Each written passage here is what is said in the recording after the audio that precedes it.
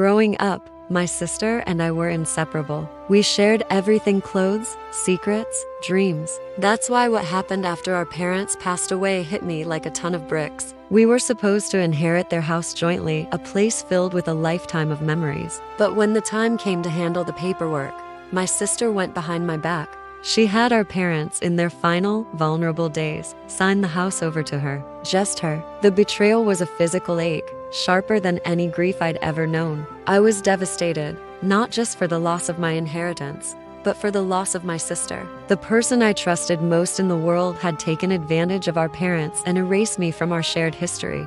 My first instinct was despair. How could I fight this? The legal battle seemed insurmountable, and emotionally, I was shattered. I felt completely alone, wrestling with a mix of anger and profound sadness. It felt like I was grieving my sister too, the one I thought I knew. But then, a little voice inside me said, "This isn't right."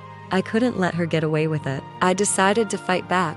I gathered every piece of evidence I could find: old emails, texts, even voicemails where my parents mentioned their wish for us to share the house. I found a lawyer who specialized in elder financial abuse and inheritance disputes. He looked at my evidence and told me we had a strong case. That small spark of hope was all I needed. The legal process was long and draining. There were depositions, mediations, and so many moments where I wanted to just give up. My sister's lawyers tried to paint me as greedy and ungrateful. It was a nightmare, but I held on to the truth. I wasn't just fighting for a house. I was fighting for my parents' true wishes and for my own sense of justice. Finally, after what felt like an eternity, the day in court arrived. The judge listened patiently as both sides presented their cases. When my lawyer presented the evidence of my parents' declining health and the suspicious timing of the deed transfer, the tide began to turn. The verdict was a complete vindication. The court ruled that my sister had exerted undue influence and voided the deed transfer.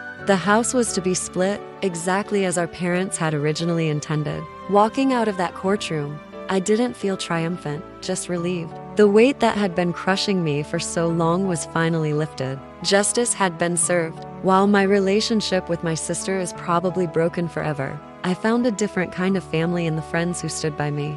This journey taught me that even in your darkest moments, you have to fight for what's right. It's never easy, but your own integrity is worth fighting for. Thanks for listening to my story. If you found this inspiring, please like and subscribe for more.